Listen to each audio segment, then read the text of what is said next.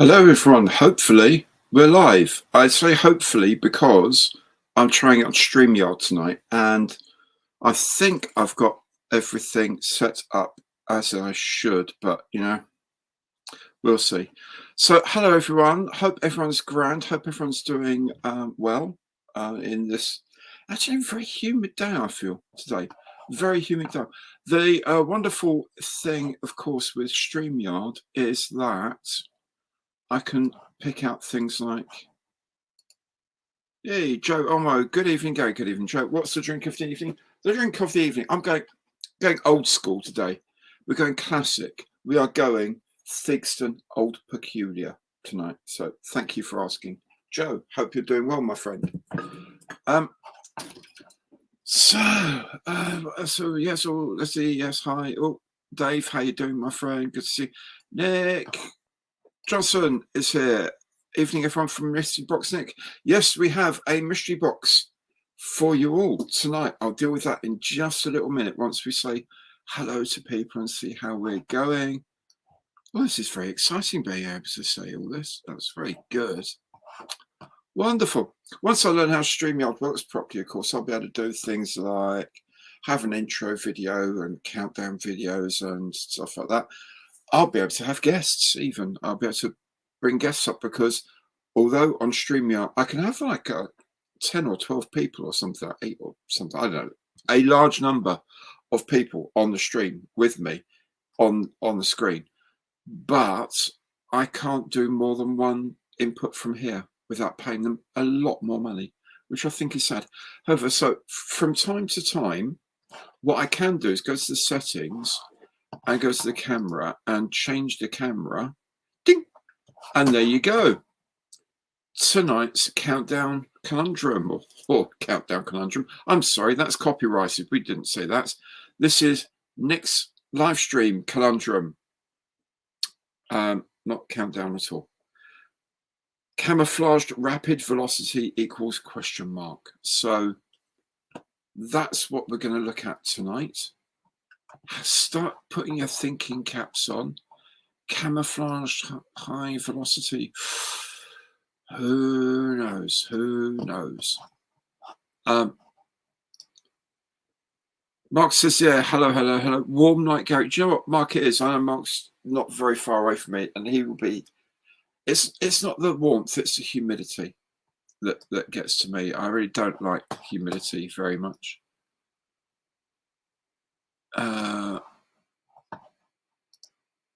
Paul Corrigan, mate, I am so glad you made it. Hope everything went very, very, very well for you today. Really, seriously. Thoughts with you, mate. Really. That's all we need to talk about. But really, I'm so glad you're here. Really glad. Hope it all went very well today. Simon's here. Matchbox Challenge, Simon. Matchbox Challenge, Simon. Yes, I have the Chinook in 2 tones of colour now. Not the plastic, actually painted. And I'm working on some other things. So there's going to be more Matchbox Challenge stuff coming your way very soon. Hello, everyone. Hello, Bobby.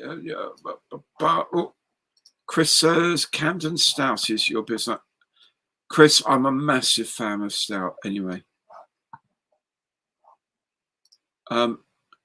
Joe, have any of you got some music on in the background? I've got Queen's Greatest Hits Volume 1 on low. I, of course, don't have music on in the background because if I did that, I'd be demonetized or I'd have copyright strikes or whatever against me. But no, I don't. Well, what they play now? What track's on now, Joe? Tell me what track's on now. And Simon, Pepsi Max is your table tonight. Oh, 3:30 alarm, Simon. That is just wrong. That's just wrong, mate. But well done you. Well done you. Okay, so Bob Tarno says, hi, Gary. In that case, don't visit us in Florida. You know, I've never been to Florida. I have, however, been to Hawaii, where it gets quite humid, let's say. Let me turn the other camera back on for a minute so I can chat to you.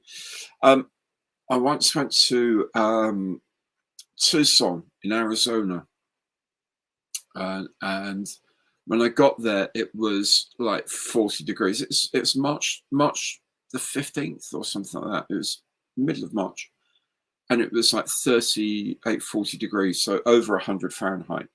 And got in the cab from the airport to go to my meeting, and I said, this is just crazy, crazy hot.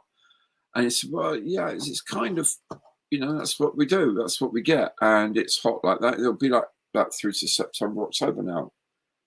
And I said to him, but I guess at least it's a dry heat. And he said, boy, 100 degrees is 100 degrees, and that's a fact. I thought that just sums it all up. Thank you so much for that meteorological insight. And I guess in many ways it's true, but heat and humidity together is an absolute killer. Joe also says, how's the P38 going, Gary? Well, I put this online the other day on Facebook, so I don't mind showing you. It's very, very silky black at the moment. Very, very shiny black, because that's the base coat for the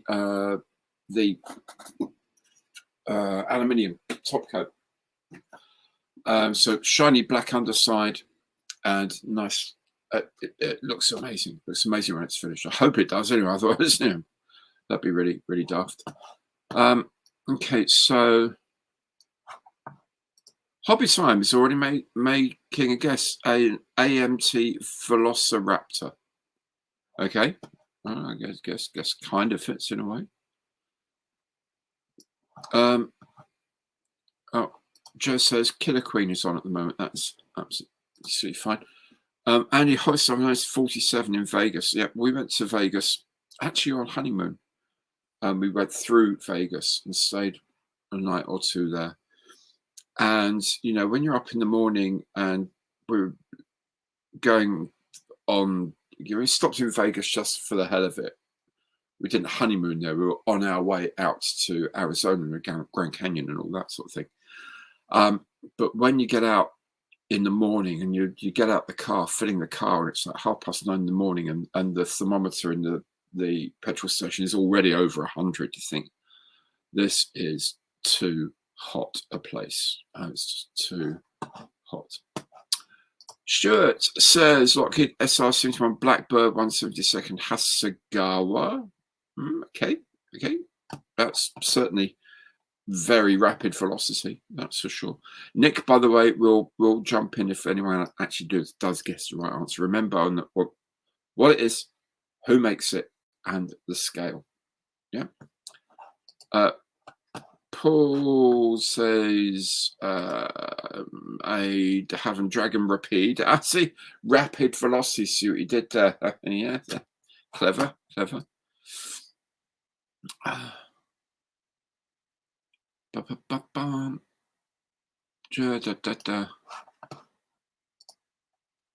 Eight Ravel 172nd V2 rocket. Ooh. I don't know. Oh, Bob said Hawaii is called by the Pacific, nothing like here when the water is now above 85. Well, you see, obviously, Bob, that's why you'll get you get massive thunderstorms down in the south there. I mean, massive thunderstorms. My dear wife has been over there and seen some absolute humdingers of thunder because of the high humidity and high water temperature generates those massive, great big thunderheads, and it's crazy.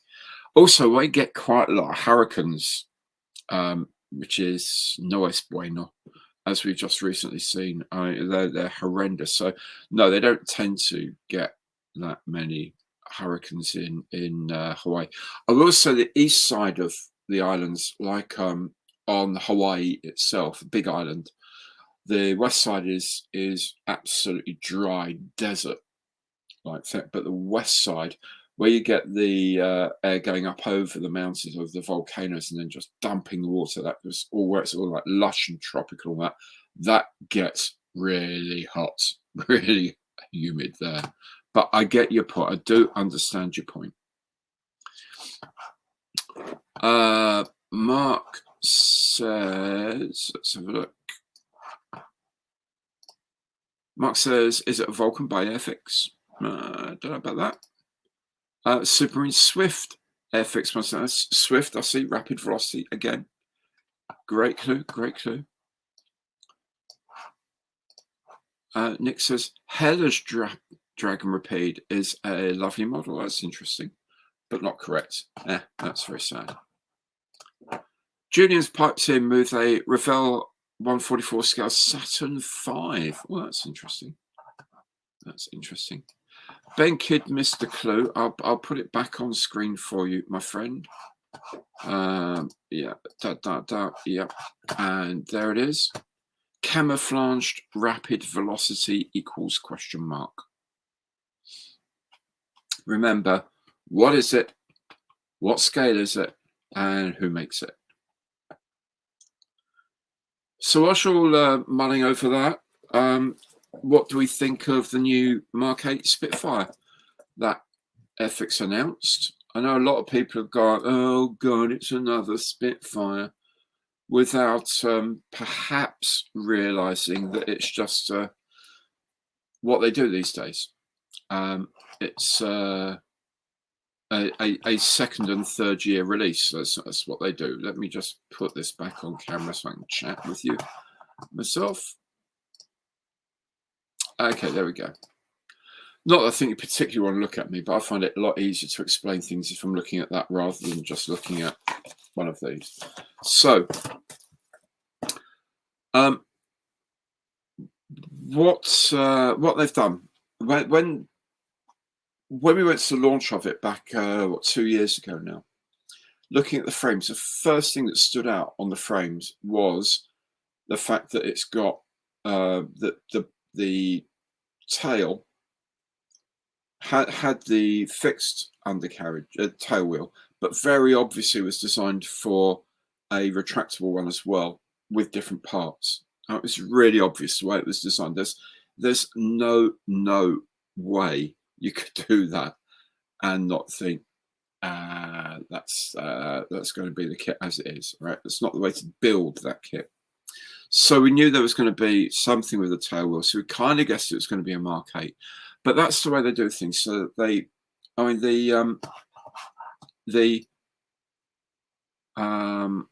me just check out a few of these. Sorry.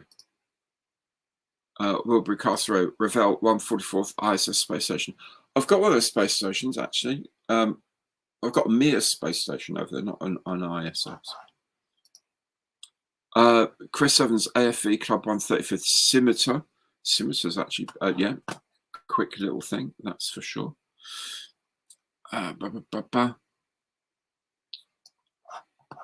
Nick says, I don't think the ISS will fit in the box. No, it won't fit in this size box. It's quite a lot larger. Okay, so what's going on? Oh yeah, the 124 Spitfire. So what they do now, they invested like £300,000 or so, maybe a bit more, in that Spitfire. So what they're going to do, they're going to look at the model and think, what else can we do with this? Now, if you think like the Chipmunk has had another re-release, the Vampire was designed so that you could make it as the F3, the FB5, and the 9. I think all the parts are there for later releases. They design all things. The Liberator is a great example. The front end, which is where most of the changes are going to be between major Marks and Liberators, is a separate area. The Bulldog 2, comes with the cylinder heads and the rudder on a separate frame. So the 2A with the bigger engine, all you need to do is swap out one frame. There you go. That's now a Bulldog 2A, and you can have Douglas Bader's one. So that's exactly what they're doing with this. There's no big press release and press event about it because they've already done that with the Mark 9. But they're just saying, well, we've done the Mark 9. Now we have the Mark 8 as well. So it's coming out, the lead scheme in Royal Australian Air Force colours. There's also one from the Royal Air Force in Burma. And there's also an American scheme as well. So they're looking all grand. If you haven't seen those, tomorrow morning at 9 o'clock, I've got a little thing about the new Spitfire. It shows you what parts are new. The whole of the wings are new. The top and bottom surface of the wings are new because it's got shorter ailerons. So the wings have to be different for the ailerons, but it's also got leading edge fuel tanks. So there's quite a lot of difference there, plus the retracting tail wheel. So you've got that up or down. And they've made some changes a few other places, including the instrument panel. So there's quite a lot of difference between the two, but they designed that when Chris actually designed the original 124th Mark 9, they would have been thinking, how can we basically get a second bite of the cherry here and without doing too much cost, and have another aircraft, and that's what they've done. So there's a lot of people saying, oh my god, oh god, it's another Spitfire. Of course it's another Spitfire, because they've just made a 124th Mark 9. They can now make a 124th Mark 8. Some people are going to get hold. I'm going to get one, absolutely. I love the Aussie scheme. I do actually like the RAF Burma scheme, I have to say. Don't let my Australian friends know, but leading with an Aussie scheme is always good, and it means they get the second budget. Also, it means that the guys down at New Haven at Plastech, they get to make a shed load more Spitfires, which is fantastic. They're going to be made in the UK as well. So I think it's a great thing to do. That's why they haven't made this such a big fuss about it. There's no press event for it. It's because it's a second release. You know, like there's going to be a second release of the Anson probably next year and things like that. So that's just my take on it as well. I am definitely going to get hold of one and build it because I think they're lovely, and I just so enjoyed building the Mark 9. I can't wait. I can't wait. Anyway, that's just my 2 cents worth. So let's have a few thoughts. Andy, building 148 Spitfire, totally out of my comfort zone. I keep breaking the aerial thing on top and the spigot thing underneath the wing. I always leave those off, Andy, mate. I just leave all of that alone because I'm really good at breaking stuff. If you're on Thursday, yes, Thursday is the second part of the Marauder build. Watch that because we will. I didn't break anything, but I did some proactive things that I actually then found out I didn't actually have to do at all. But watch that. I know your pain. I feel your pain. That's why I never put things like the IFF aerials or pitot tubes or radio aerials, any of that on before when I start painting the thing. I just can't deal with it. I always break things. Always break things. I guess Joe, AZ model 172nd Saunders Row SR53. I've made one of those actually for the channel. A little while, no, I say a little while back, probably 2 years ago. Bobby G comes in with Hobby 2000 172nd ME163 Comet. That's a possibility. It's very fast and it's camouflage. Duke Wellington, g'day, mate. How you doing? Hope everything is good over there. Marcus comes in with the Revell 172nd V2 as well.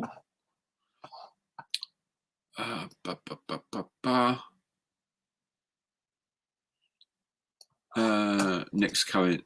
Joe, nice play, but no. There we go. SR71 Blackbird Revell 148th. Ben, nice idea, mate. This is the size of the box, so no. I think that would be like, because it's quite a big kit. Lovely kit, though. Lovely kit. Let's see. What's this one? Hobby Boss. Interesting. 172nd Dornier file. 335A, the Arrow. That would be interesting. That'd be interesting. I don't know if you saw on Monday Matters. If you didn't, why not? But there's Planet Models who do this resin stuff, but like they do everything wacky, everything Luft 46 basically. They cover, and they've got a beautiful Lippisch P13, which is a twin engined aircraft, a bit like the Dornier File, but smaller. And it looks amazing, absolutely amazing. Look, check it out on if you haven't seen it yet. Looks beautiful, absolutely beautiful.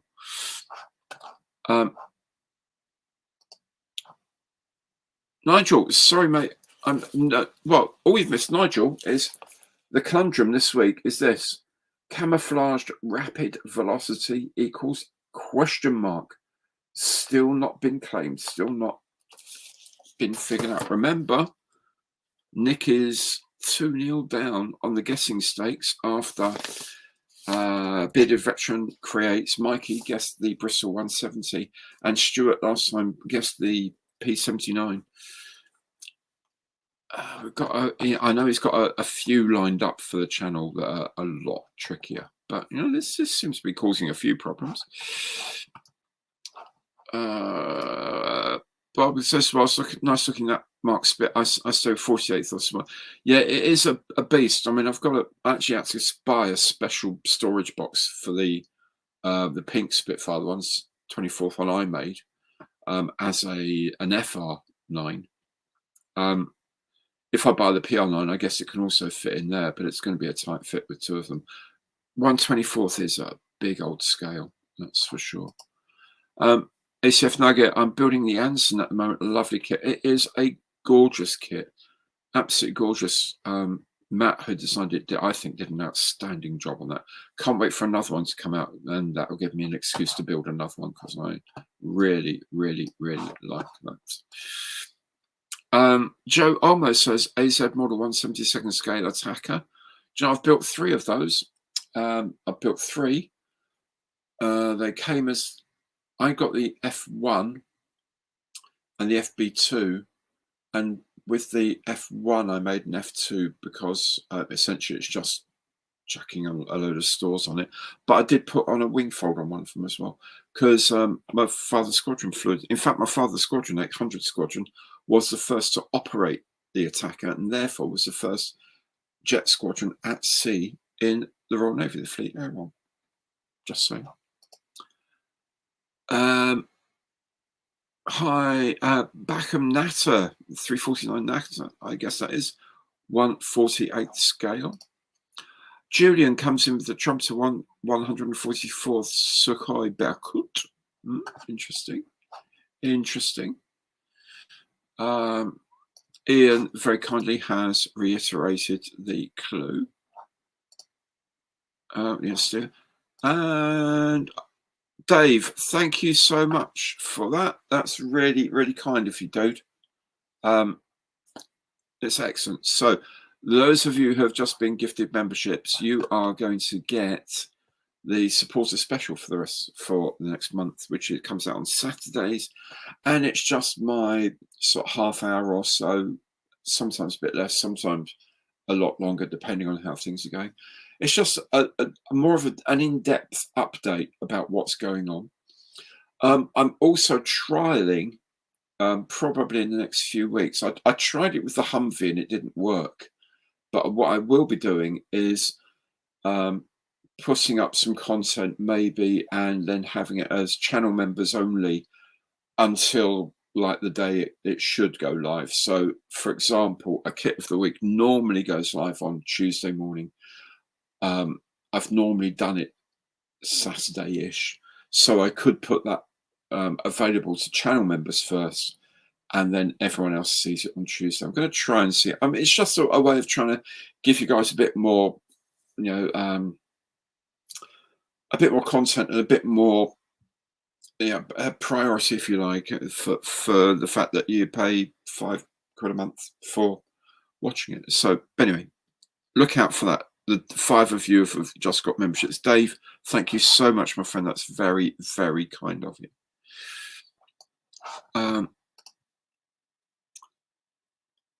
Kev says, if I had the space for, yeah, that's a big thing. I'd be interested in. and the kind, but the 1/48. Yes, 1/48 is so much more. I'm really into 1/48 scale, I have to say. On everything. I mean, the Marauder's a bit big in 1/48, but the other single seaters, they look fantastic, and it gives me a bit more leeway to do stuff with, like the Mini Art 1/48 P47 Thunderbolt, which is going to be coming up before too long. I'm going to be working on that before too long. We'll see how we go with it. But yeah, 1/48. In fact, I've got a lot of Americana in 1/48 coming. I've got the Marauder on the way. I've got the Lightning. I've got some Mustangs to do, the Edward ones. I've got the P40 from the other day. And yeah, it just keeps on going. And P47, obviously. And it's a really nice scale to do. It really is a nice scale to do. Rob says, is your YouTube experience beginning to pay dividends? Well, thank you. That's extremely kind of you to say that, Rob. It kind of is. It's kind of edging towards probably, with everything including, it's edging towards what I used to get paid to work before I was made redundant a few years ago. But also I was working 2 days a week for a charity, so it wasn't massive money. The good thing is, Rob, that it's getting to a stage where it's doable, and we don't have to worry every month about stuff. It's getting to a level which is comfortable, and that's. I'm a very simple bear at heart. I'm a bear of little brain, as A.A. Milne would have said. My needs and my desires in life are not great, and as long as I'm happy and comfortable, as long as I can go on holiday, pay the bills, cook on the barbie when it's hot, look after the dogs and the cats, look after my dear wife, everything's grand. And so it's heading that way. It's not far off, Rob. Thanks very much for asking. It is definitely that, and it is a job. It is what I do. And do you know what? I still like it. I still really, really like doing it, which is why I do these live streams. I love doing them, chatting with people. As my dear late mother would have told you, dressing up and showing off in front of people is my thing. This is what I get to do.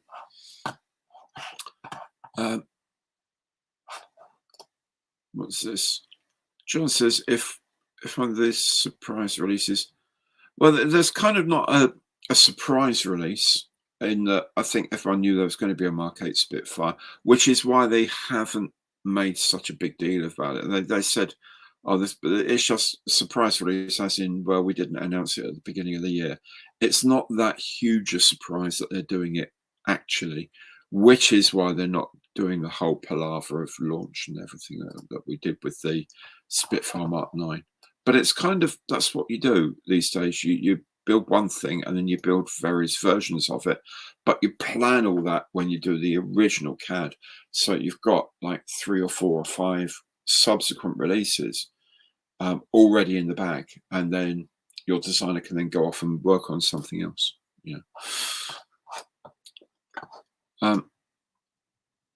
Nick Gary, would it help if people said guess so you could see them easier? Yeah, you can do. That would be an idea. I try to make sure what I can see, but yeah, guessing capital letters. Yeah, why not? Why not? That would make it easier. That would make it easier. Graham, good evening. Nearly missed it. That's very. I'm so glad you're here, though, mate. Very glad you're here. What's this? Mark says AZ Models HE162 in 1/72. Built one of those very recently, actually. I think HS162A. I've got a D up there somewhere to build at some point as well. Shirts come in with the Swift 172nd Airfix. Yes, people saying thank you very much today, Jave. That is actually really, really generous, mate. Thank you so much. Nigel, FX 1/72nd scale de Havilland Dragon Rapide. Okay. Interesting. Kurtwell says, hello, everyone. Hello, Gary. Yeah. Thanks very much. Joe says P47 was, thank you very much. You've seen a couple built up on the internet. We're going to see another one built up on the internet before too long because I'm building that one. It looks lovely, and what I like is with the basic kit, it's just got so much in it, but like achievable so much in it, rather than the advanced kits which got like the photo etch and the resin and the whole engine open and all the rest of it. You know, this is crazy. Jim, hi Jim, how you doing, mate? Just started the 148th Italeri Walker and just finished the Fairy Delta 2. Fairy Delta 2. Is that the Dora Wings one? Because I thought that was gorgeous. And Crazy Locha has also gifted 5 memberships. My dear friend, thank you so very, very much.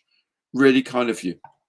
Great to see you on the channel, but I hope you're keeping very well and very safe out there.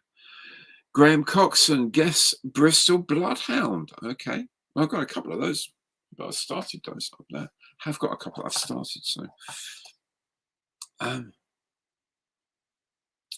have to take a week off work after next, and we'll end my modelling hiatus. Good to hear that. Good to hear that, Ben. I like to hear it, mate. Matthew says 172nd MiG-29 Ukrainian Air Force from IBG. I don't know. Chris Firth says no idea what the kit is. I was thinking of a Dragon Repeat, but the box looks like it's a 400. Yeah, 444th. It 144th scale. I don't know. You could make a 172nd. Quite a lot of things out of that. I think it's not that bad. It's not that terrible. Oh, here's the dude, Crazy Locha. Howdy, everyone. How are you doing, my friend? I hope you're very, very, very well and staying safe on those roads out in Florida. Florida, where it is so humid, according to my friends earlier. Dave says, hi, Crazy. Paul, 148th B17F bloody 100th from Edward. Paul, mate, not this size. That would be like, sorry, that big and that big and like that big, I think. It'll be an interesting kit to see what once they are actually comes this. Russell, hello there from Terminal A at DTW. Okay, anyone know what DTW is? It's not Dallas Fort Worth. So, well, hello from Terminal A. Hope you're in a lounge rather than just sitting amongst the hoi polloi. Chris Firth, yeah, should have said 144th. I kind of guessed that, mate. I kind of guessed should have been 144. But there we go.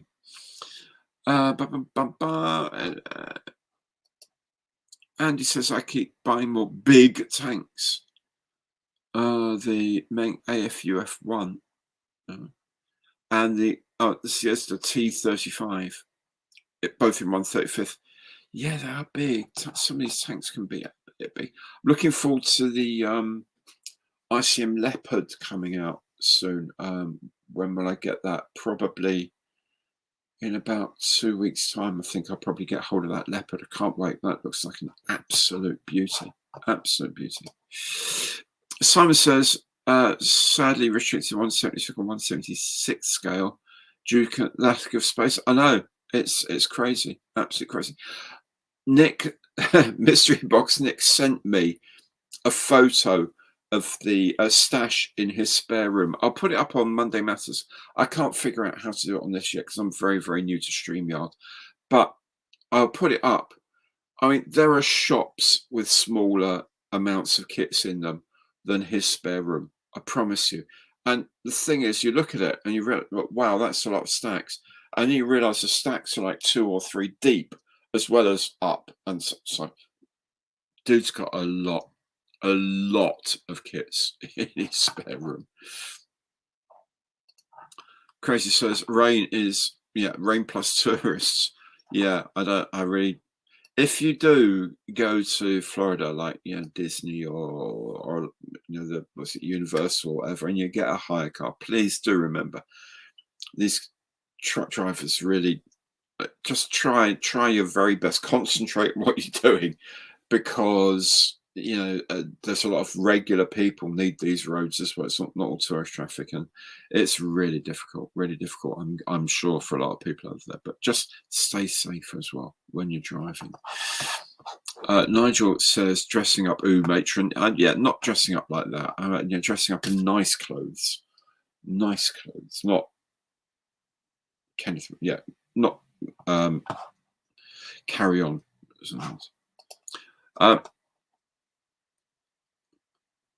Julian, after I thought of you and your dear Lady Gaga, the radio played rock sets. Maria, oh, that's cool. Of course, there's also Blondie as well, who did that.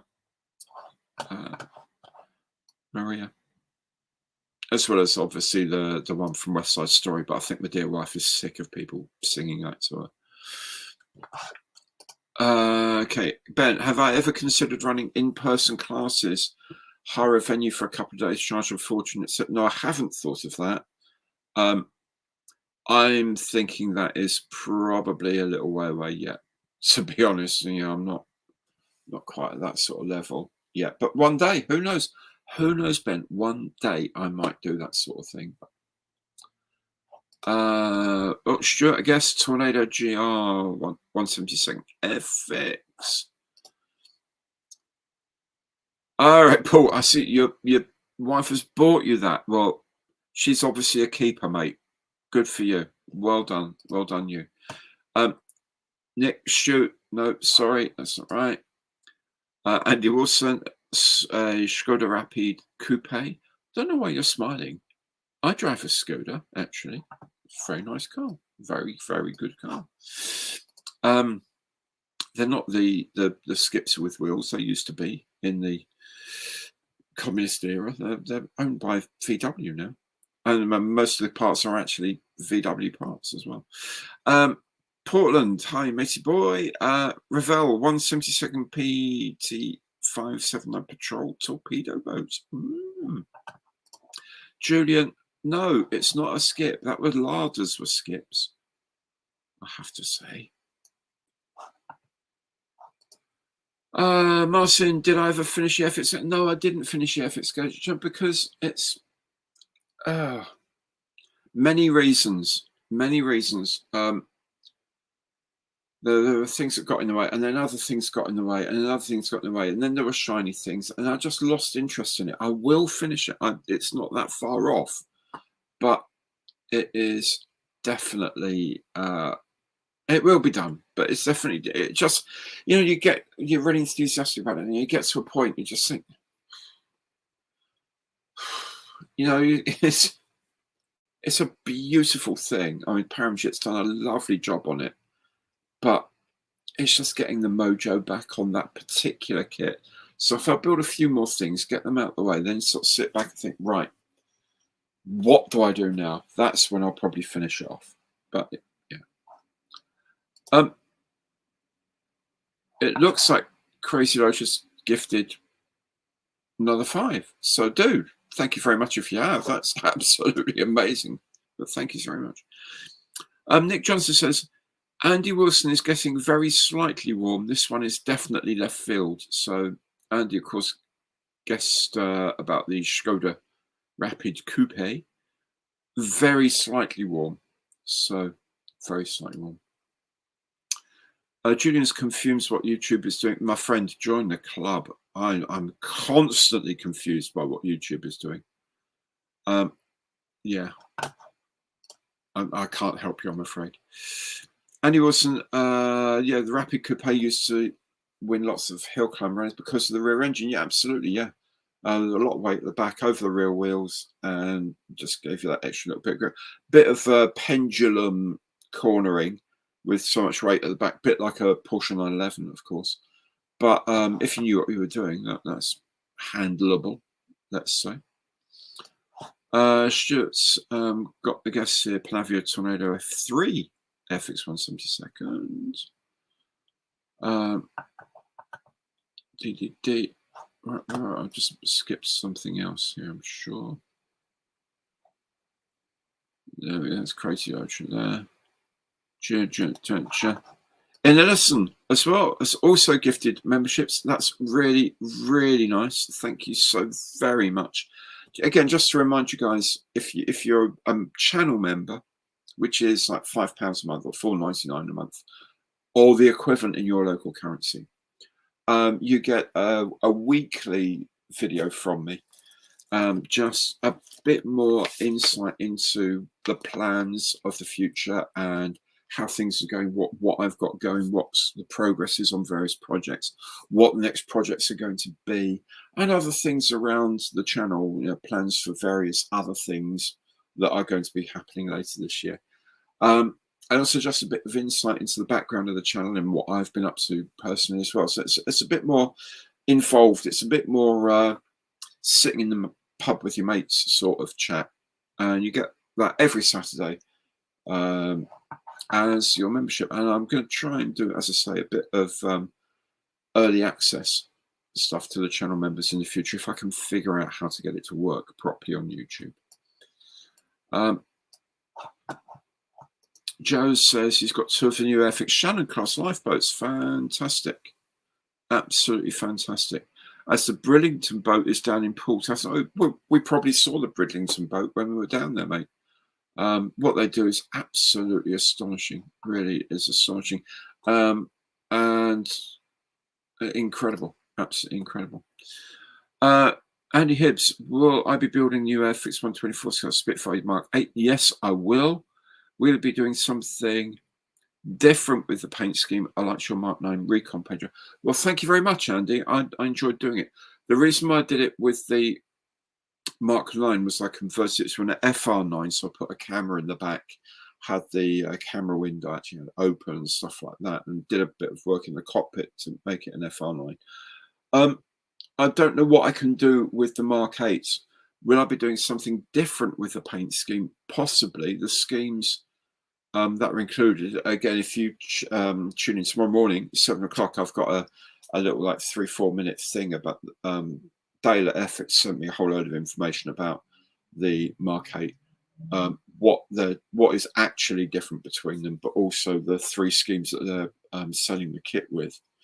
So it's the Australian one, a Burma Royal Air Force one, and a silver United States Army Air Force one, from, I guess, from the Middle East.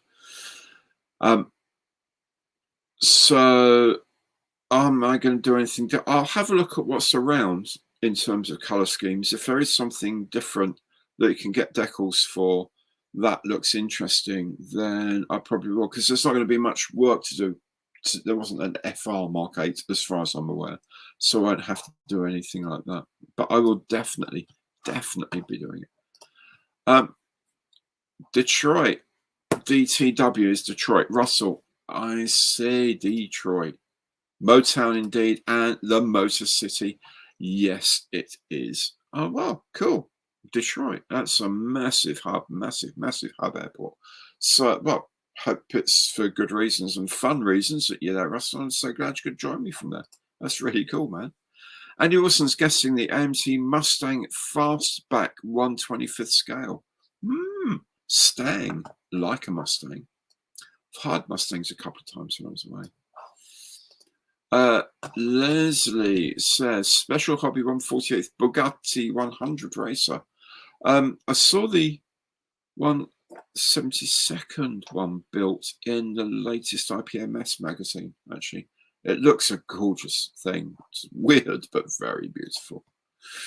Kucherov comes in with the Lockheed F-22A Raptor. Leslie coming back again with the same thing. Yeah. Kev, Ravel 169th scale V2 missile and trainer. Okay. Julian, going to guess a 1-to-1 mouse. Yes, you're going to need a bigger box. Yeah. You are definitely this. Yeah, this wouldn't even hold the tracks for a mouse. Let's be honest. But you know, it's good. Keep them going. Portland 182 ICM 135th scale Capitan Saloon. World War II German staff. Interesting guess. Very interesting guess. Ian says, took ages to set that up, forgot your password. Well, yeah, but whatever. You got there eventually, Ian. Thank you so very, very much, my friend. That's really kind of you to do that. Cottrell won 144th, Lockheed F-22A Raptor. Atterus says, as a Skoda PA2 Turtle Hobby Boss, 1/35th scale. Okay.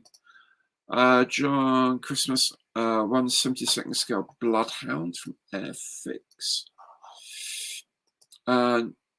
Nick, quite right, June. I don't think it'd fit the shells in that box. You're absolutely right. You're absolutely right. Russell, is black considered camouflage? Well, if you're somewhere black, then yes, it is. 1/144th scale SR71. That's definitely much, much better than 148. More realistic, considering the size box. Paul, yes, also Maria from the Sounder. Yeah, what are we going to do about Maria or something, isn't it? Yeah. John says an Airfix 1/72nd Lightning. Okay. Kurt McW, 1/72nd A2 or V2 Rocket. Very interesting. Andy, again, but I'll be doing something different with it, possibly so. By the way, the Mark 9 wasn't white, it was pink. It was RAF Photo Reconnaissance pink. It was pink because it showed up. It camouflaged well against dawn and dusk skies. And normally, obviously, PRU blue was the colour for high altitude aircraft, but the pink was used for low altitude aircraft because they were using the sideways pointing camera, the oblique camera, flying at very, very low level. So it was painted pink. I think it, all humility apart, I think that's probably one of the best kits I've made, and I really, really liked it. And I really liked the fact it was on the on our club table at Telford. I was so proud of it to be there. So yes, I will think about doing something different. Nick, 55 minutes to the reveal. Is it going to be 2-1 to the members, or it's 2-0 at the moment? It's 2-0 at the moment. Pavel must be the latest Airfix lifeboat in 1/72nd. Now about that, remember, camouflaged rapid velocity equals ? Kev says no pudding until the Gannet's finished. Yes, all right. I will finish it. I promise I will finish it. Ben Kidd says, who's going to Telford? We could block book a hotel. Probably could. I will definitely be going to Telford. I've been going the last 2 years. I'll definitely go there both days this year. And I really enjoy doing it. I hope it. I said this last year, and I know some of you did, and I know a lot of you didn't. But if you do see me and you want to say hello, please come over and say hello, even though I might be chatting with someone. It might be another model maker. You know, we can all stand around and chat. I'm going to pour myself some beer because I'm getting quite thirsty now. If I'm chatting with Dale from Airfix, it might be a bit more difficult to break away from him, but obviously, or one of the guys at one of the stands. But you see me wandering around aimlessly, which is how I am most of the time, let's be honest. Then do pop over, say hello. But what I do ask you to remember is YouTube is a very one-way process. I know what about 6 of you look like because I've met you before. Always remember, first thing you do is when you come over, say, hi, Gary, my name is, then I'll know who you are because I don't see you back through this lens. It's me just sitting here chattering away. So please, by all means, come and say hello. I'm never too, how can I be too busy for people? It'd be rubbish, absolutely stupid. So come and have a chat, have a laugh, have a gossip, and yeah. Joe's going. Sorry, mate. Okay. Good luck to the winner. Yeah, the winner this evening. You're up at 3:30. Good night, Joe. Really good to see you, my friend. Lovely to see you.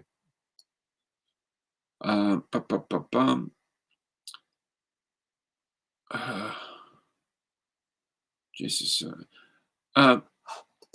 A7 Larders with decent cars. They had actually really good. The crossflow engine they had was really nice, as it happens. as it happens. John Smith, BAC Lightning, 172nd. Yep.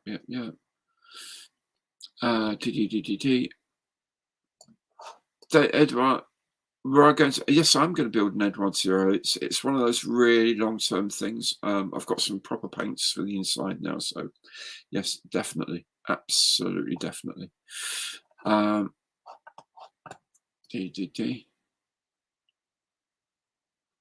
Sorry, sometimes get a lot of things coming back the same questions. So Russell, Hele 172nd, Emmy 163, and the Schlepper. Interesting.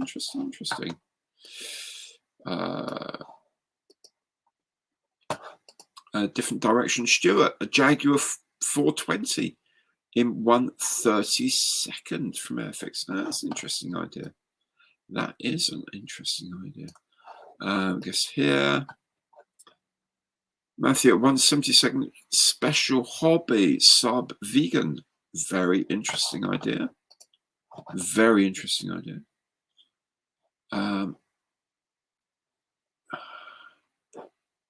Goodness, there's so many of us gone by while I've been chatting. Really, loads and loads. If I miss them out. I know that Nick will have been monitoring all of these. Oh, that's a long way back. Let's go to the bottom. As I say, that's quite kind of getting used to this crazy thing called StreamYard at the moment. There's another guess. Baltimore was 135th, 88 flak gun. Interesting idea. That would be funny. 172nd Falcons Fiat CR42 by Pavla. That would be nice. Hasegawa matte vehicle camouflage with a rocket launcher, 124th. 144 Armory Sukhoi 22M in Ukrainian markings. It's possible. I also remember that when Nigel Hero 1/9, Vincent Rapide, most back in that, yeah. I think the warmest that Nick has mentioned was someone talking about a car, but I don't think it is a car. I think it's something like that. Joe, sorry I'm late. Finished a bad day of golf. Oh, my dear fellow, there's no such thing. I love, even you just out playing golf is lovely. I haven't played for a couple of weeks and I'm getting a bit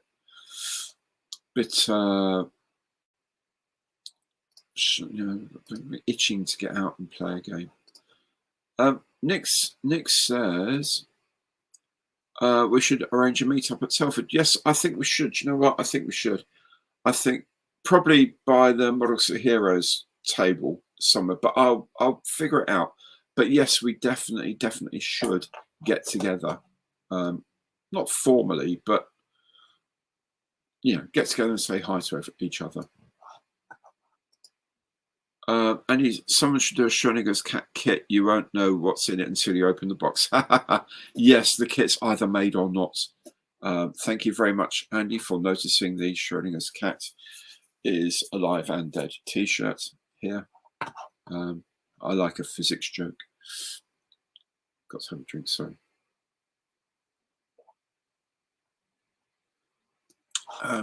Rob says 172nd Scout, Airfix Western Scout.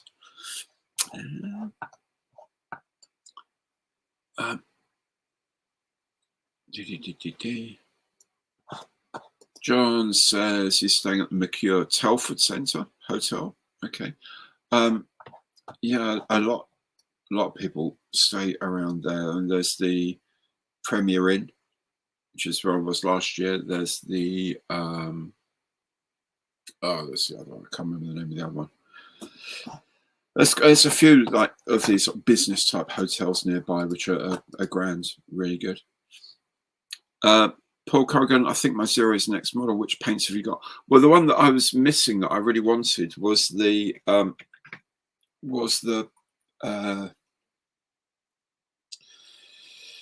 the interior, the metallic blue-green interior. I can't remember what they call this stuff now.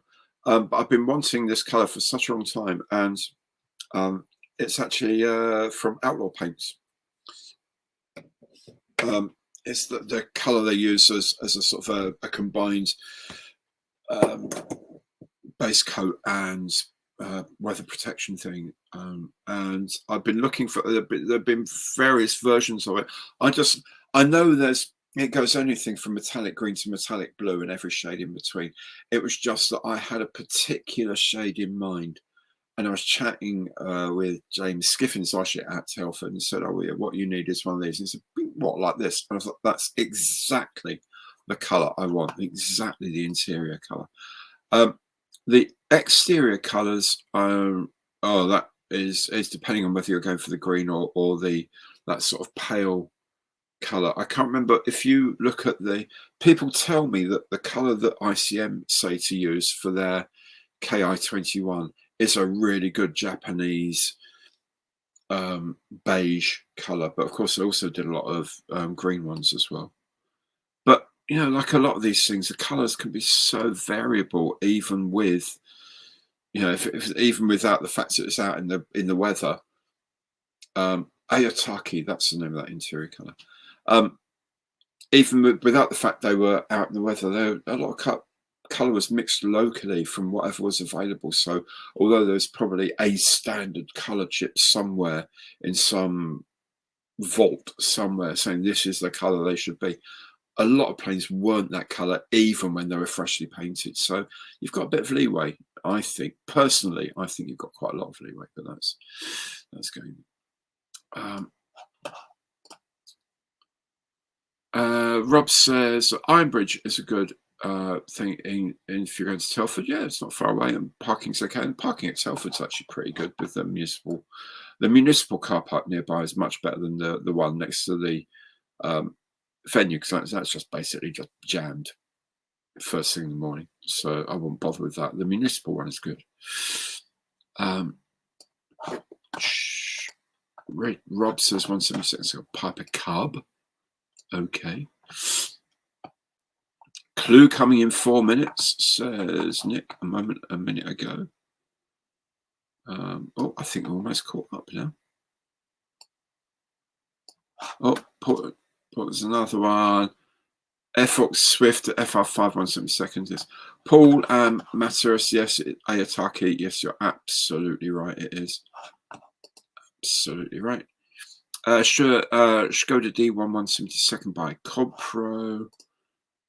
Stephen Haynes 172nd scale Lightning.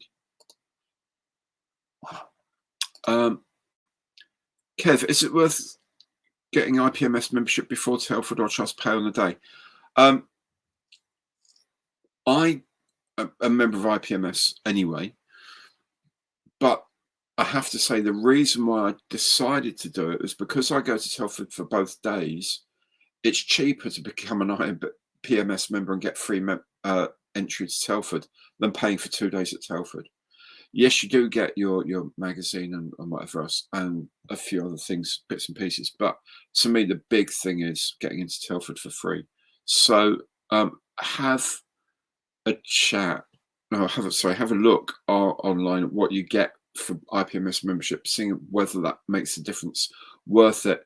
The membership fees are going up just a little bit this year, but then I guess Telford entrance fees are going to go up as well. If you think of 2 days, absolutely no brainer. Become an IPMS member and you save yourself a lot of money.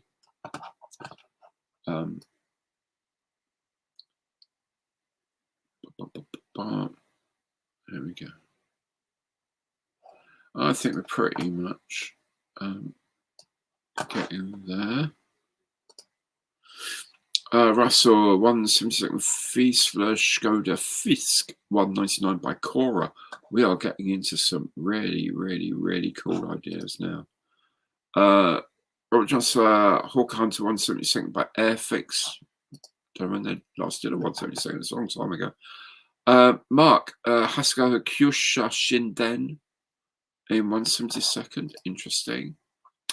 Graham Coxon, a Snatch Land Rover. Okay, Nick has put up his clue. It's not a plane. It's land-based. So land-based, camouflaged, rapid velocity equals question mark. Land-based. Okay, it's not a plane. Thank you very much for that, Nick.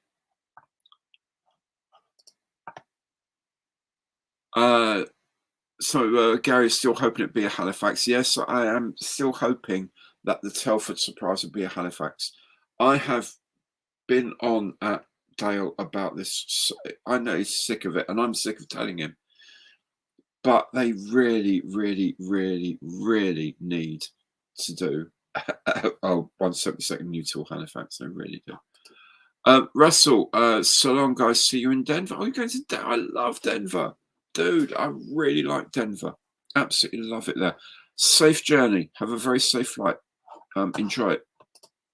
I love Denver. Beautiful place. Phil says, Rafael 135th German motorcycle R12 with sidecar. Okay. Robert, Universal Carrier in 172nd. And in Edison, is it just a fast Honda CRV? Oh, I do hope not. Fast and Furious stuff and all that. Ben Kidd, AFV 135th Scorpion. Someone gifts the 135th Scimitar earlier on, I remember. Julian comes in as well. AFV Club 135th CRVT FV 101 Scorpion, being very formal with the description there, Julian. Very nice. Very nice indeed. Scorpion, a very fine vehicle. But again, 135th Scorpion in a box this big. I don't think so. Don't think so. I'd like it. I love the Scorpion. Love it. I would really like it to be. Martin, Ford Mustang Fastback. Okay. John, Ravel 177 V1. John, it's just that it's not a plane, mate. It's not a plane. It's ground based. Whatever it is, it's ground based. Not a plane. So need to trim the bits of the bottom of the moustache because they're getting really itchy on my lips. Really quite annoying. What have you got here? But Rob says a Badger 172nd Boxer IFV, infantry fighting vehicle. Interesting idea. Robert Johnson, Sherman Tank 172nd. Very rapid Sherman tanks, were they? Catcher FV 4333. Is there maybe 13 too many there?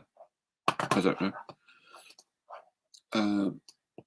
FV 4333. I don't know. Paula, a Tamiya 135th SAS Pink Panther British. I actually have one of those up there on the shelf. So it's not that, because I've already got one from Nick. He sent that ages and ages ago. He sent that to me.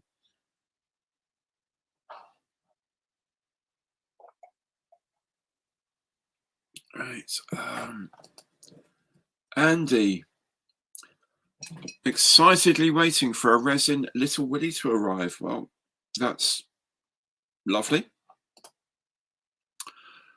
Marcus, guess 1/16 scale Tamiya Velociraptors. Very interesting, very left field, very interesting idea. Stu, a 176 scale Leopard tank. Okay. Chris, a 144 Flak Tower.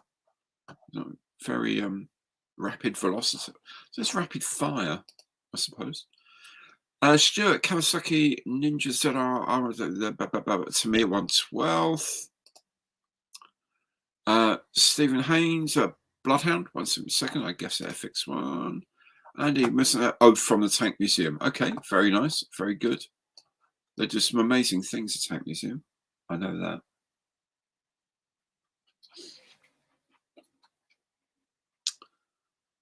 So 9:05, still no one's actually got the complete answer. Camouflaged rapid velocity equals question mark. Remember, you need the scale, the manufacturer, and what it is. Oh. Airfix 176 Scorpion from Baz. Mark at Tamiya 135 SH Jeep. CP 176 Panzer 2. Portland Matchbox PK17 Long Range Desert Group 30 100-weight Chevy and the Willis Jeep. And the crew model kit in 176 scale. That's quite the comprehensive guess there, mate. That would be an interesting set, actually, wouldn't it?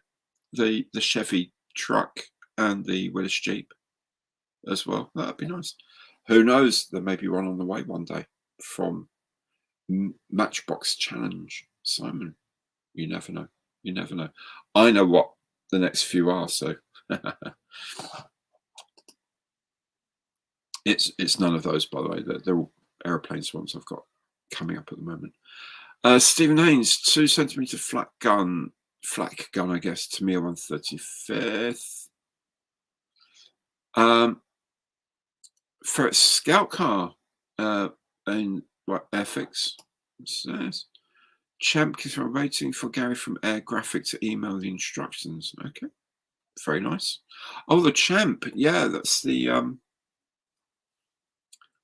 that's the sort of British attempt at something a bit like a Willis Jeep, wasn't it? Yeah, interesting, very interesting.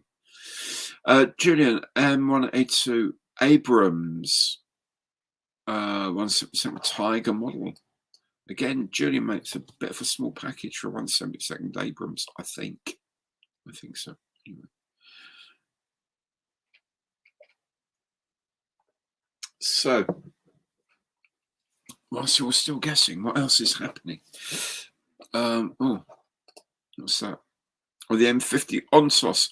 Oh, yeah, that's the thing with the like bazooka type things on the side of the turret, isn't it? It's an amazing looking kit. That absolutely amazing looking thing. Derek Hersey, Tamiya 1/35th scale Velociraptors. Stuart says, "Thought in chat received my price from Nick yesterday." Well, impressed. That's very good. Derek, get Tamiya 1/35th.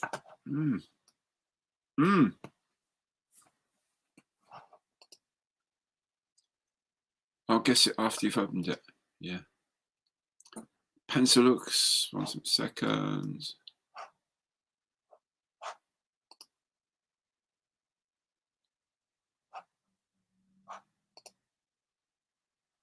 Warlord 156th BT fast tank. Rapid ironic. I really don't think so. I don't think it's that ironic. We don't do irony here.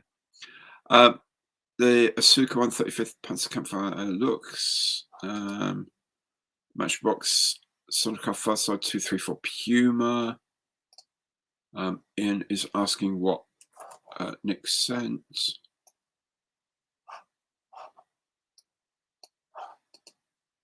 Paul, Tamiya, motorbike and sidecar. Phil, SDK said 2 kleines Kettenkraftfahrt. Siesta Armata. And the Tortoise. Tortoise. Yeah.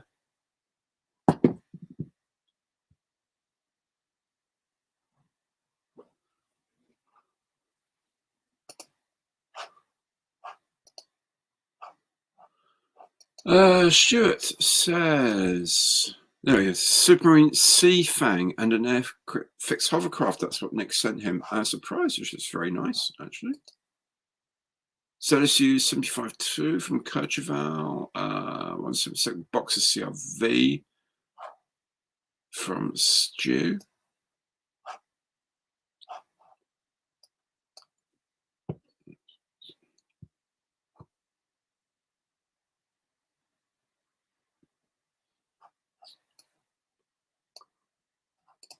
And Stuart says he's looking forward to bringing them both. Yeah, the Sea Fang could be interesting. I've never used, just need to check something.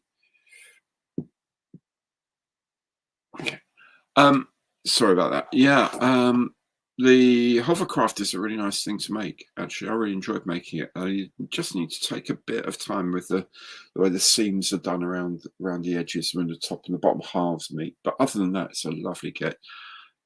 Sea Fang I've not made. I've got a couple of sort of big, well, 1/48th fleet air things to make a wyvern and an attacker sitting around. This is LSU 23-4.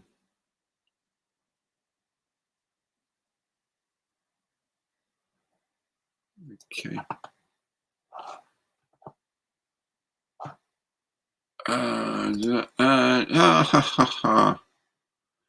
Nick says, we do have a winner. Oh no, going to have to really scratch my brains for next Thursday at live stream to get a win. Okay, let's have a look then, because let's see who won it. I'm sure, yeah. Right. So let's have a look. This is a bit I like because it's like Christmas Day for me. Should I put the other camera on so you can watch me actually open it? You can see I'm actually opening it rather than just, you know, here's one I had earlier, and you can see it's relatively, I don't want to scratch anything with that.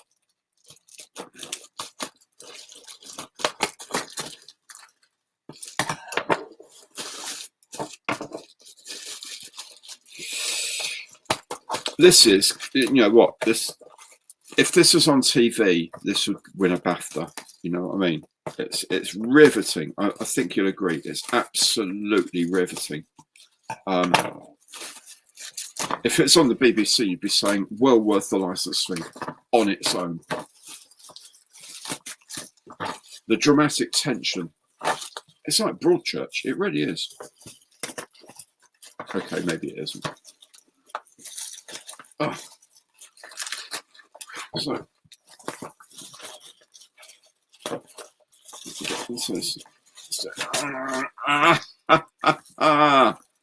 there we go. There we have it. 1/35th scale Velociraptors from Tamiya. Wow. Okay, let's get that back on there, and let's say, Derek Hersey, my dear fellow, you've won. You've won Nick's Countdown Conundrum. Countdown, I mustn't say that. Nick's live stream Conundrum, not Countdown at all. There we go. Velocipac Raptors. The lovely thing about Raptors like this is that you can paint them pretty much any colour you like, because the evidence on colour schemes of things that have been fossilised is minimal, to say the least. So you can have a lot of fun with that. So I'm going to have a lot of fun painting those. I'm going to be doing all sorts of clever things with my airbrush to get those to look cool. So thank you very much, Nick. Well done, Derek. Derek, what you need to do, my friend, is drop me a line at stuff@GarySevens.com. I'll try and put it, if I save this and have it online, it'll be in the info below. Or just check out the information box below any Monday Matters. It's got my contact, stuff@GarySevens.com. Let me know just your email. I'll put you in touch with Nick. Then the two of you can arrange things and he'll send you a prize. I don't know what it'll be, but it will be something fun, I promise you. So, Derek, well done, mate. Really well done. I'll look out for your email. There we go. Yeah, guess it's still coming through, but sadly, we've got a winner. Rob, FX SRN for Hoverloid Kit, lol. Now, I'm just going to put this out there. I'm not saying that they're definitely doing anything or not doing anything, but when I was at Airfix, was it last summer, summer before last? Summer before last. In the mold store, the tooling store where we had a chat and actually did something with Dale interviewed Dale in there. There were the tools for the SRN4, the tools for the SRN1, and the tools for the Fairy Rotodyne. And I remember saying to Dale at the time, pointing to the Rotodyne, that's going to be popular. Get that. Just clean the tool up, make sure it's okay, ship it and get it print because you'll make that. Yeah, whatever. Of the three, two of them have actually reappeared as vintage classics. And I know he said that some of the stuff was in there because he'd forgotten or the guys hadn't got round to moving it out of the way whilst we were looking there. And the other day when I was there, about 2 months ago when I was there, SRN4 wasn't there anymore. That's all I'm saying. I don't know. I don't know anything more than that. That's all I'm saying. But Dale, please re-release the SRN4. I never got to make one as a child, and I would love to make one now. But there we go. Michael, as you say, 3-0. 3-0 to the viewers. Nick is really going to have a hard time now planning out the next one. Nick, thanks for the game. Yeah, Nick, do you know what? Really appreciate you doing this, mate. It's really good fun. Really good fun. So thank you so much. David says, David Attenborough, eat your heart out. Yes. Phil, thank you so much. The BAFTA for the best box opener. I can't say it, can't deliver the line, but I can do the actions. The best box opener. Thank you so much. It was really funny. Really funny. I love doing this. I really do, and that's really kind of Nick to do this. It really is. Lots of congratulations for Derek and to Ian and the rest for doing all of these brilliant memberships. That's really kind. Ben is another physics Velociraptor who calls distance raptor over time raptor. Yeah, but of course velocity is also a scalar product, so you have to specify direction, don't you? But otherwise it's speed. Velocity's got direction, I think. See, never get the physicist out of me. Yeah, hence the t-shirts about Schrödinger's cat. All right. Yes, Derek, just to remind you, get in touch with your details, and so it's got 1,500 models to choose your prize from. Goodness me.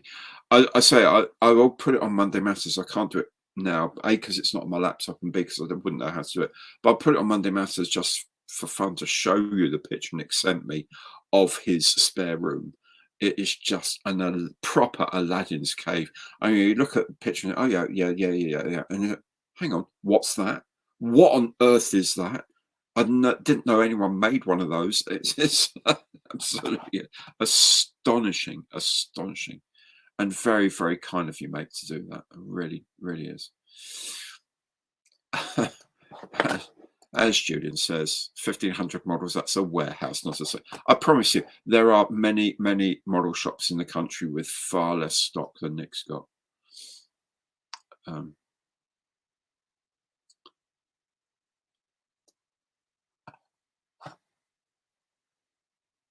we go. Right, yes, so there we go. Yeah, Velociraptors. It's going to be interesting, actually.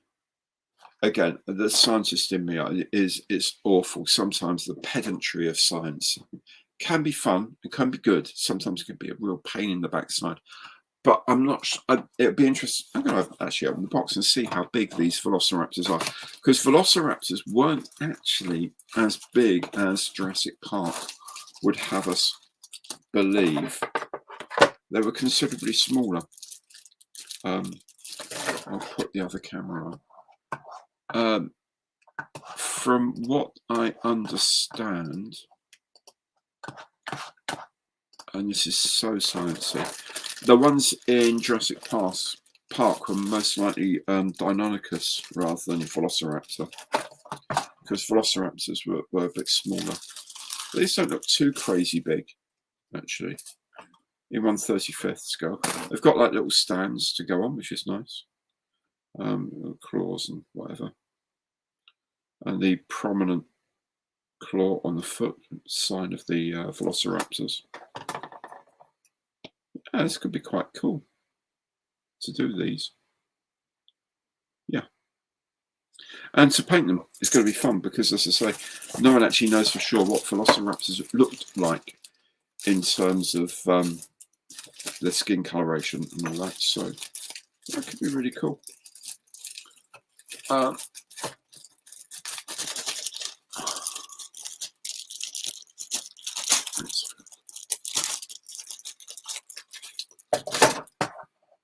Right, this is just a quick couple of comments there. Are they small or just far away? Yeah, I remember that episode of Father Ted. Out, and Mrs. says the 70s, 80s. Yes, absolutely. The knowledge of the Dinosauria has changed so vastly in the last 40, 50 years. When I was growing up, we used to have like magazines and books about dinosaurs, and all the really large ones, like the sauropods, the really huge, the ones with long necks and long tails and huge bodies. They were all shown as standing in water because that's the only way that their massive bulk could have been supported. And it's only with sort of more recent analysis of bone structures and stuff like that, because actually they're quite agile creatures. They certainly didn't need to be standing in water. So a lot of things have been learned. Stuart, yeah, velociraptor were chickens. Yeah, they're sort of biggish chicken, turkey sort of size, but incredible hunters from what we can make out anyway. Ben says I may have to raffle by FX Bentley at some point. I'm not sure I'll ever have the skill to do it justice. That's a pity. Ben, if you need some pointers with a place to do a raffle, I've just used, or you'll know, I just did the ICM raffle of the Tahi helicopter set, the Fubai combat set, and there's a company I use called Raffle. If you need to, if you're serious about that and you need to get in touch with me, I'll give you their details and what I've picked up from doing it. So I think that's a good idea. Andy, does anyone make 1/35th or 1/48th camels? Yes, they do. I'm sure I've seen them on when I was doing Monday Matters once. There's a company that does a lot of animal figures at 1/35th, and the name totally escapes me. But if I can think, go on Scale Mates, Andy, and just like a camel 1/35th, obviously we'll get a few Sopwith camels maybe, but I'm sure someone does because I'm sure I've seen them, and not that long ago. Resin printed ones, really nice looking. Oh, Scott, hello, greetings from Canada. How are you, my dear fellow? How are you? Robert says paint the raptors as a diamondback snake. Well, yeah, I guess you could. You could indeed.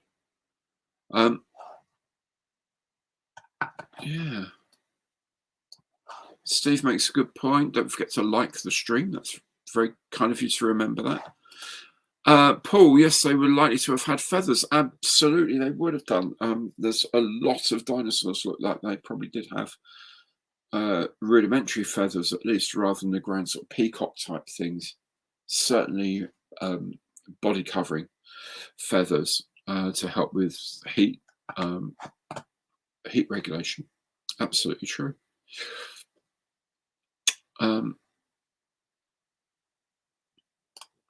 Oh, there you go. Julian, Matt at Modern Witness did a diorama involving a camel. There you go. There you go. Oh, hello. Do one in a small diorama set with African Mamelukes or something like that. Okay.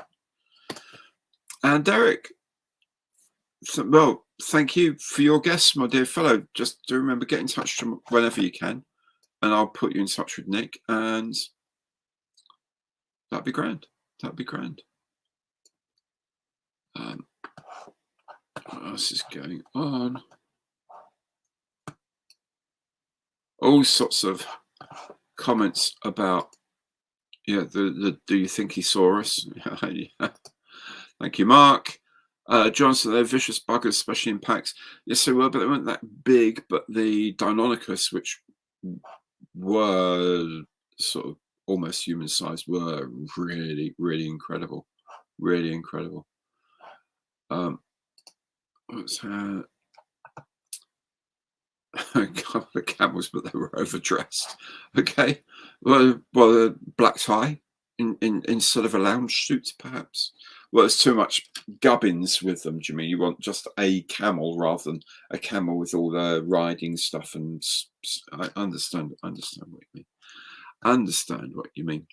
Gavin, Mini Art, or Masterbox make camels in halate. Again, mentioning that set.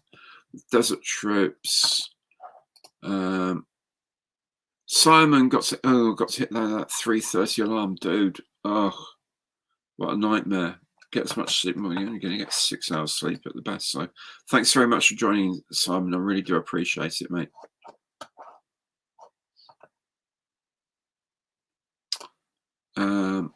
And apparently Julian's not Simon, no, Julian. Where's Julian's comment? He said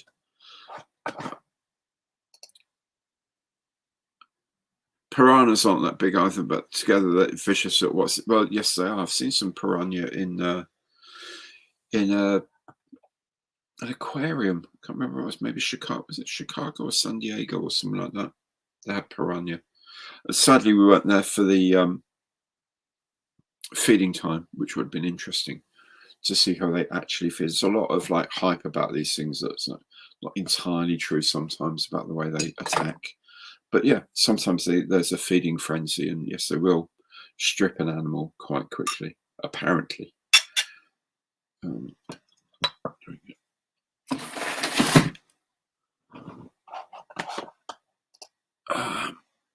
Was one of the overdressed camels named Joe? Okay, not entirely sure what it's about.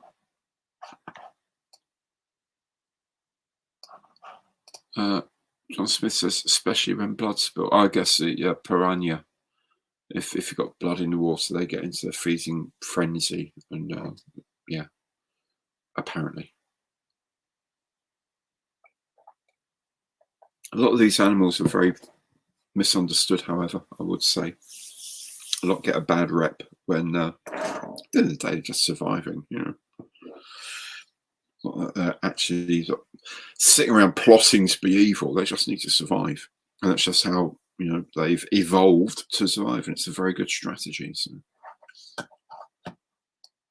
you know, I see oh yeah, such and such an animal is really evil. It's not. It's just surviving. Frankly, we are somewhat more evil than them. Bobby G, have you received the new ICM 148th Marauder with pilots and ground crew yet? Yes, I have. It is. Oh, here. Here's my one. There it is. I'm kind of I should have put your comment on. I'm so sorry. I'm kind of conflicted about whether to do a box review of it, only because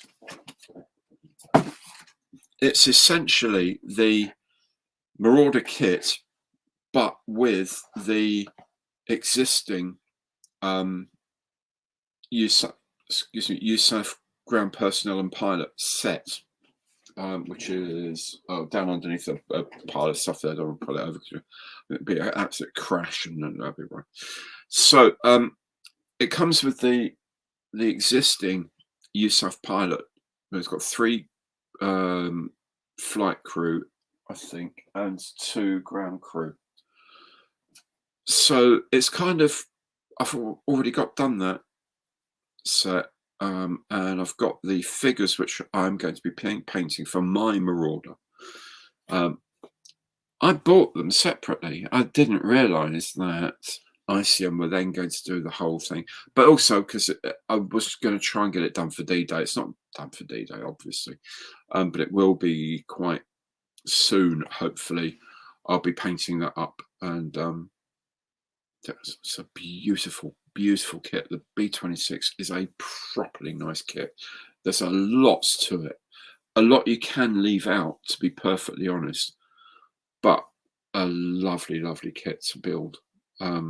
Things just seem to go well together, and that's always a good thing.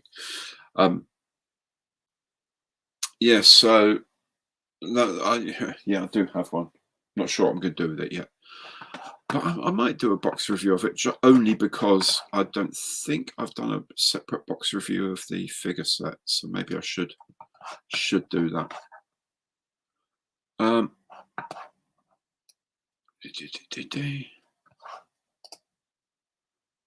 Yeah, out they have the figures as a separate box. They do, and they did come in the Mustang, and they came just as a separate box as well.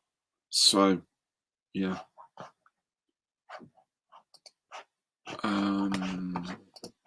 What's this? Bobby G, are you going to raffle that set? I might do, actually, Bobby. I'm glad you mentioned that. I'm thinking, because I've got quite a few bits and pieces lying around of nice kits that I'm never going to make. I'm never going to make. I'm thinking of starting to do a few more raffles. I mean, the recent one with the ICM Tahi did well. I'm still going to keep the donation to Models for Heroes going for it, because I think that's a good thing, and I love what they do. I wish I could do more for them. But it's a good way to get money into the channel as well. And the money that comes into the channel through that actually does get spent on, like I needed to replace my, I'll try and show you. I need to replace the lights I use on my desktop here. Yeah, because they got broken by someone.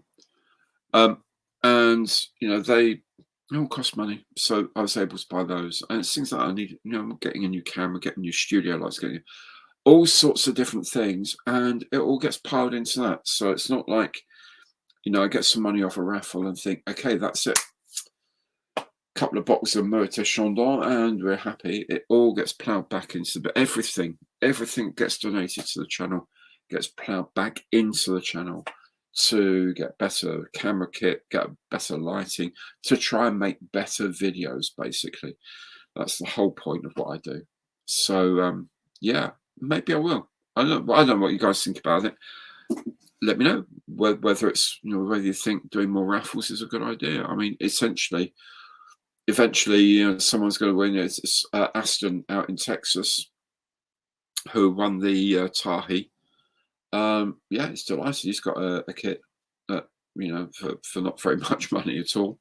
And I sent it out to him. Cost a bit more than I was hoping, but it did cost that. But I sent it to him. He's going to take some pictures or do a video when he opens it so I can show it to you all. He's absolutely delighted. So, yeah, maybe it's something I can do. Maybe once a month. I don't know if you think that's too often or too little, but I think once a month. So that B26 can go into it. I've got a couple of Beauforts. Got a couple of Beauforts from them. There's all sorts. I actually do have another. Tahi CH-54, one with the Universal Military Pod. I'll shoot the box review of that very soon, so that will be available. There's all sorts of stuff. I'm not going to, incidentally, raffle anything that I got sent by any of my viewers. If you're one of my viewers and you send me stuff, I'm not going to raffle those. They're here. They are absolutely for me to build, and I will build them eventually. I don't know when, but I will build them eventually. It's the stuff I get from manufacturers to do reviews of, especially ICM in particular. They send me an email once a month. This is what we're doing next month. Some of them I'll keep to build, like the Humvee I'm going to build, but some of them I don't have the time. And with the Marauder there, I'm already building one of their Marauders, but they sent me that one, so yeah, I'll raffle it. I'll raffle it. They've just given one out as a prize as well. They give a Humvee out and one of those out as well as a prize with the channel. So that's kind of a good idea. I think maybe that's what I'll do. Maybe that is what I will do.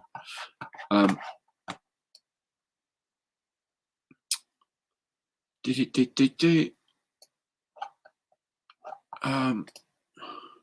you go, Rob. I love your aircraft museum back since. Any chance of a TR-2 on? Let me have a look and see what I shot.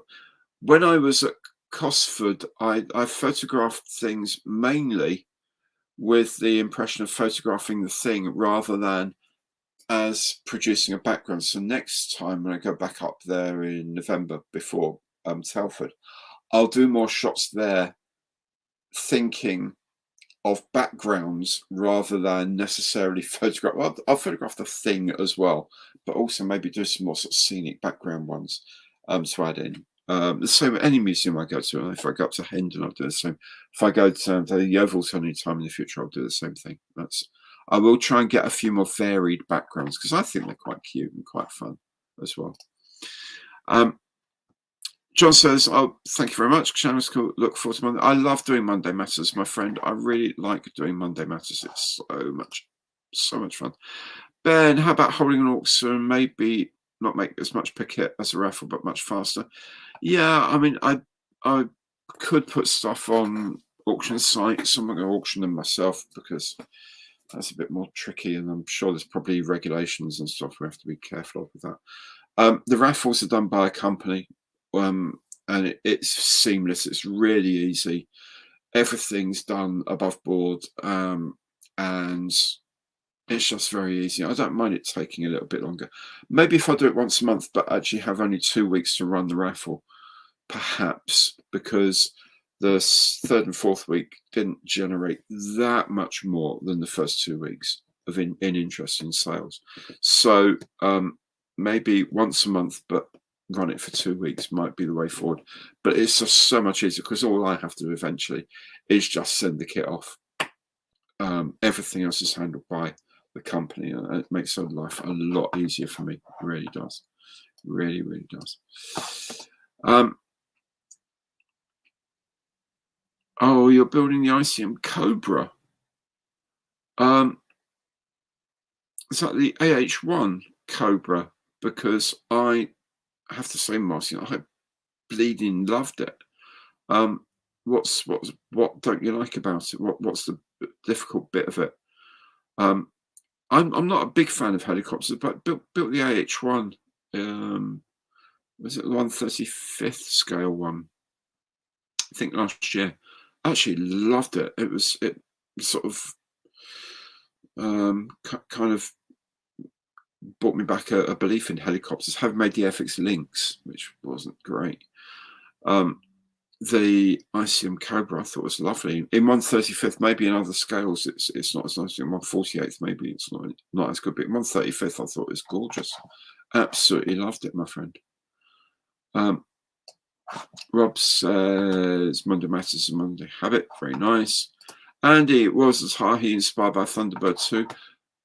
Quite possibly, I'm not sure which way round, as Out 92 says, but who knows? Who knows? Jim, nice old domestic engineering. Domestic engineering, lovely. Good night, Jim. Good to see you. Good, so glad you could join me, mate. Hopefully I'll be seeing you before too long. Peter built the Western West 6 in 1/48th from Ravel. Yeah. John, looking forward to more Matchbox Challenge kits. Yes, I filmed 1, 2. I've filmed 3 more reveal ones. So I've got the Walker on at the moment that I'm building, which is the 3rd one. There's 1, 2. There are 3 more after that I filmed that I haven't actually started yet. So as soon as I finish the Walker, which it won't be long, that'll be this week, I'll have finished that. There's not much to do now. As soon as that's finished, number 4 won't take too long to build. Number 5 is going to be an absolutely beautiful thing to build. I'm really excited about. And number 6 is just going to be fun. It's a fun thing to do. It's a little like mojo thing, if you like. So I'm really looking forward to this. I love the Matchbox Challenge. I seriously brings back so many good things. Ben, yes, sorry, John Smith, you were asking about deals on airbrushes. Check out my video today on gallery deals with the Amazon Prime Day deals, because both of the sort of kind of entry level, the JJD 39 and the 68, which is like the trigger style one, both of those are on special offer on Amazon Prime Day. After that, probably from the weekend onwards, for a week or two, they've got a much more sort of global basically 20% off pretty much everything on their site. However, I'm going to have an extra little discount to be able to share with you. So check out towards the end of the week, there'll be a video about this. And that will cover the whole range, including, incidentally, they're now starting to have their own compressors and their own spray booth, which got like a water curtain at the back. They used to be North America only, but they've got different power supplies in now that are multi-voltage power supplies. So they work in UK, they work in the EU, they work in North America, and so on and so on and so forth. So look out for those. But in a hurry, I would say if you're just looking for a straight up simple airbrush that's going to work really well, the GHAD 39. Can't remember the pricing on that because I'm not in my office to look it up, but it's a silly price. Oh, it's 30 something quid or something, I don't know. And they're lovely airbrush. I use my airbrushes from gallery. I use every day, every single day, day in and day out, and they've just not let me down. Any of them have never let me down. I love them, absolutely love them. So yeah, check them out.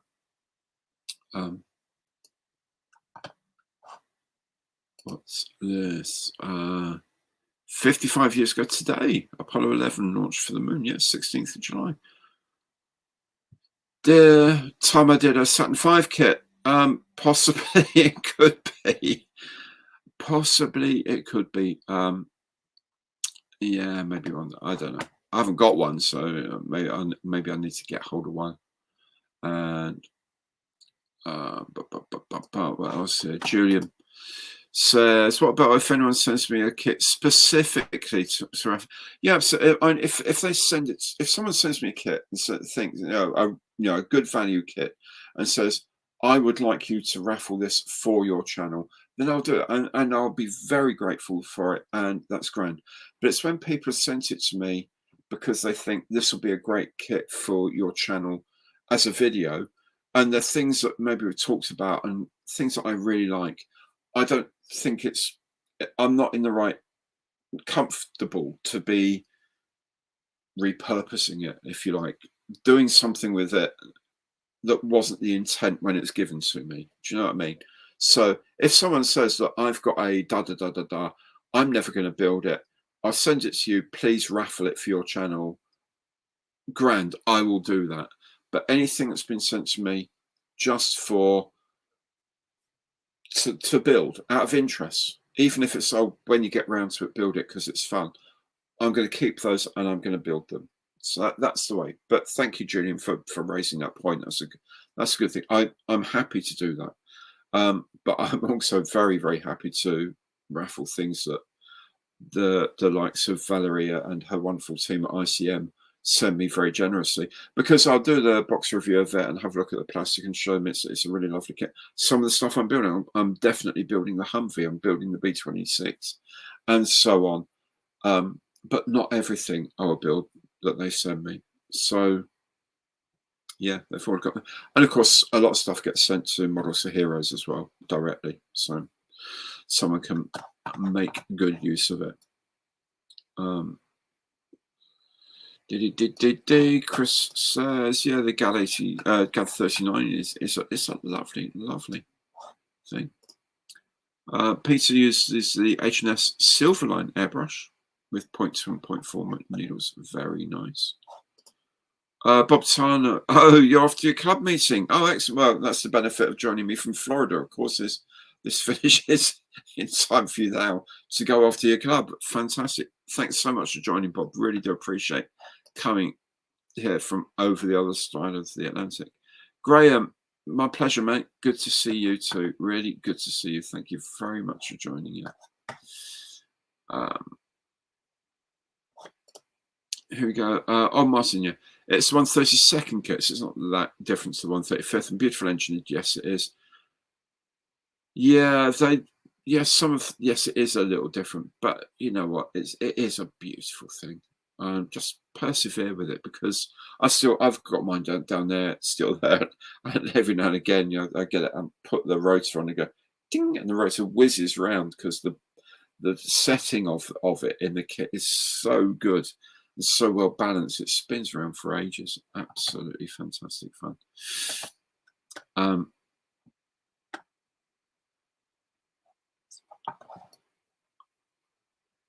What are we doing? John says, okay, thanks, Gary. Yeah, no worries. Paul, you do need some sleep. Thanks so much for joining me, mate. I hope everything has gone properly well today, mate. Really, really, really good to see you. Ben says the GAD 39 is about 35 years. And TimberTech do a great value compressor. They do. It's the one I use. I use TimberTech compressor myself. They are very good value indeed. Oh, the gallery ones are made by Fender anyway. Oh, well, fair enough. No big deal then. I mean, the only thing I looked at was with the gallery one was they had two outlets. Two separate outlets, which are kind of nice, but no big deal. Mark, as Neil Armstrong stepped on the moon, Mum was changing my nappies. Okay, fair enough. I was at junior school, no, Mum wasn't still changing my nappies. I was out of nappies by then. But I was at junior school when Apollo 11 went to the moon. Long time. Ben says, avoid any airbrush with screw nozzles at all costs. I would kind of go with that only because they are very delicate, and if you over-tight, it's so easy to strip them or snap them when you're putting in the nozzle. All the gallery ones are drop-in nozzles, and they're just so easy to use and to clean and things like that. Nick says he's got 1,475 kits he's never going to build, which kind of implies you've got 25 you are going to build, Nick, which is kind of nice. Andy, I can't, but yeah, you're 8 years old, but I was 7, so I know what you feel. Ben, what do you do with all your completed models? Bought some display cases, they'll be full in probably a year. Do you know what? They just get shoved in boxes, and some of them get put in recycling, because you know we recycle polystyrene in our council. It's just impossible. There are some that I do keep because they're actually quite cool and important. I keep a lot also because I go to my club once a month, so I'll put things in boxes to show them what I've been doing in the last month. The Rotodyne is in the box ready for this week if I can go on Thursday night. And the Liberator still, I won't be getting rid of the Liberator anytime soon, because it's a really lovely thing to look at. But the bottom line is there is just too much for me to keep all the time. So sometimes they just go to the recycling. But other things, there's like my Matchbox Hunter. T7 is on the shelves downstairs. I do have a display shelf in our living room, but that's going to get changed. That's going to be upgraded because there's no door on it and things still get dusty. Rob, got to go. Oh, new kitchen. Oh my goodness me. Best of luck with that, mate. Thanks so much for joining away.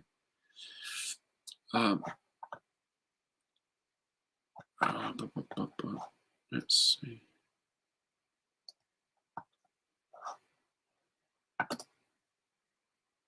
Oh, Matty, got to finish it. Oh, you've got the 1/32 figures. Yes, I absolutely love them. Absolutely love them.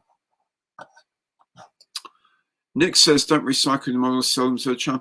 Yeah, I'd love to. The only thing is, I'm worried about posting them because I don't want them to arrive with bits broken. Now, sometimes with jets, that's not an issue, maybe, or the Liberator, that's not so much of an issue, although the props can get broken, or maybe the guns can get broken, but it's quite a chunky thing.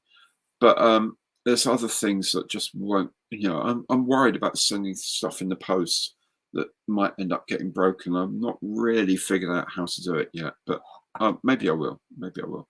And yeah, if it puts money back into the channel, then absolutely grand. That's going.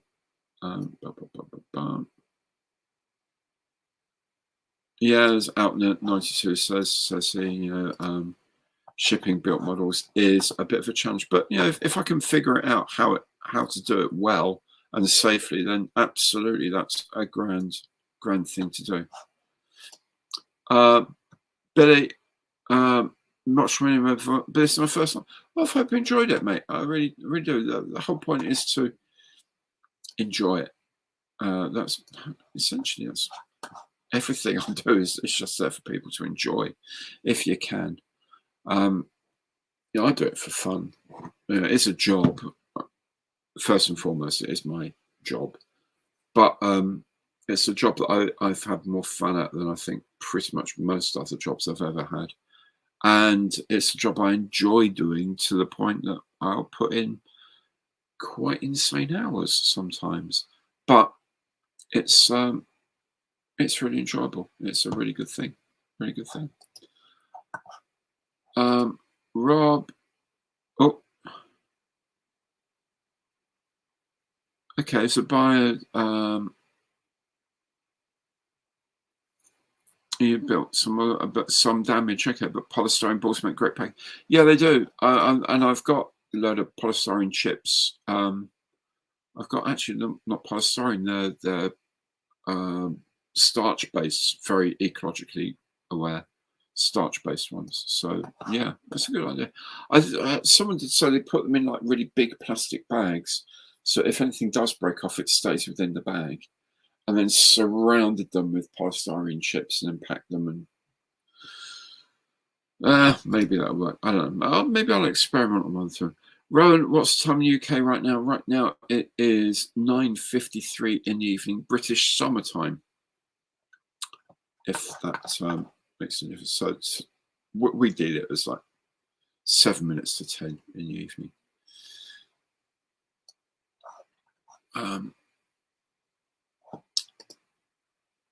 Billy, do you guys team up for model shows?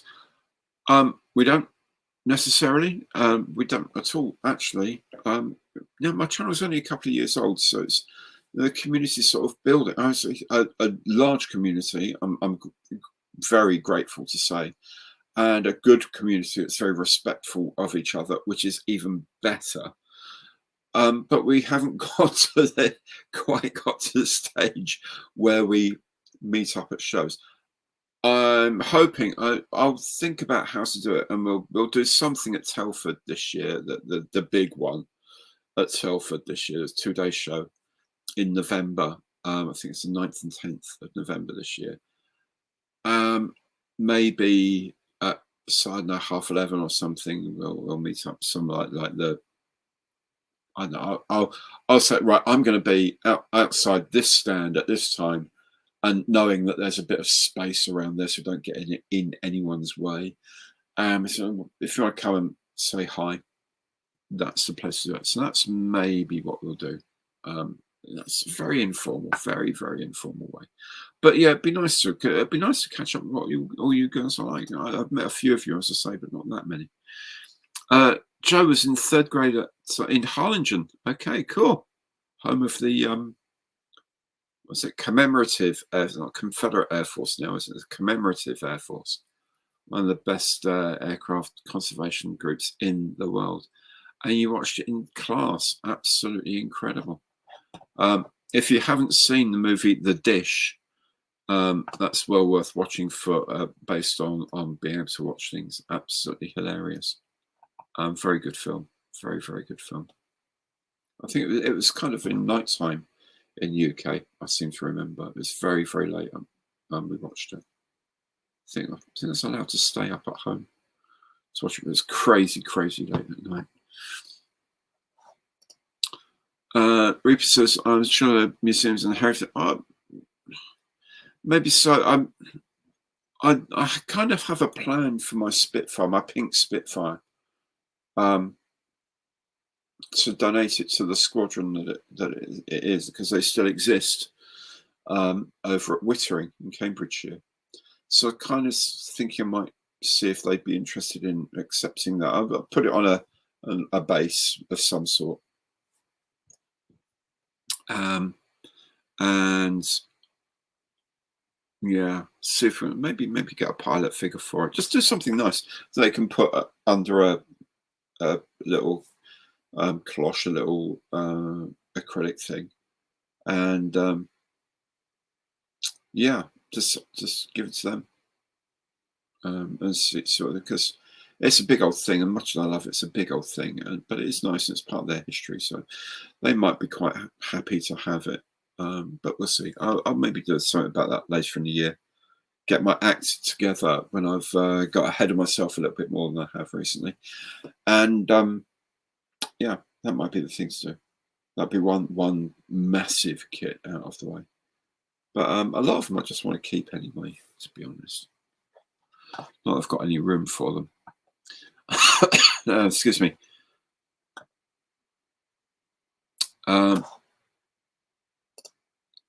Yeah. Oh, you've been to The Dish. Yeah. Excuse me. Yeah, a lot of these radio astronomy places are really cool. There's obviously the one, Jodrell Bank, just outside of Manchester. Amazing. But all these things are really nice. Just really nice. Ben, pink Spitfire sounds like it. No, it's not. They were painted photo reconnaissance pink for low-level photo reconnaissance, usually FR9, the fighter reconnaissance Mark 9. So it still had the guns, but it also had the camera in the back of the fuselage and a camera controller, not the F-36 controller, the small controller, but they maintained their full weapons load, but they flew low-level reconnaissance, and the pink was to camouflage them at dusk and at dawn against the sort of pinkish reddish sky. Yeah, there we go. And I think they just look beautiful. I really do. The mini-me of Gary's pink PR Spitfire is proving to be fun in games. Oh, right. So you're making a FR9 Spitfire in a smaller scale, presumably.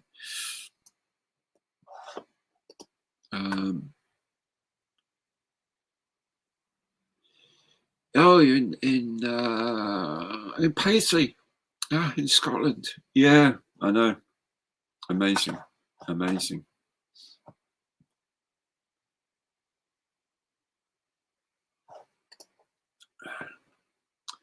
Best line of dish was when you're off the edge of anything. Yes, I know. I have to keep reminding myself that a lot of my viewers and all that are in the Southern Hemisphere, so I keep thinking about summertime and all that. And of course, for them it isn't. It's in the middle of winter at the moment. But apologies to our Antipodean friends. I will try and remember the seasonality difference. But my absolutely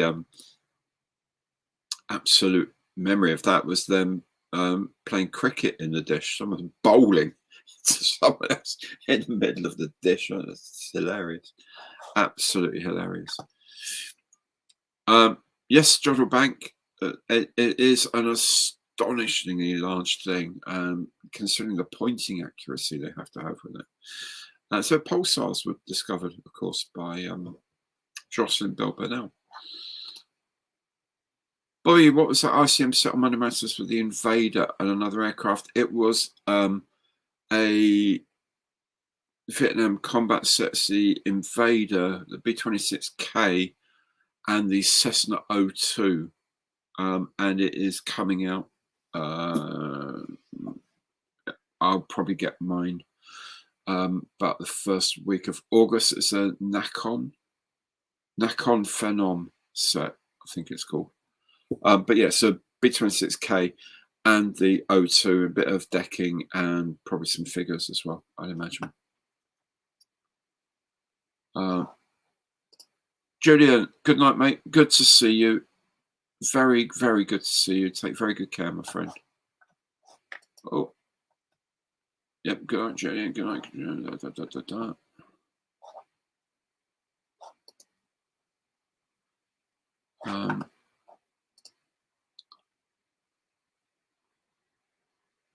The radio type of Dwingaloo. They did some.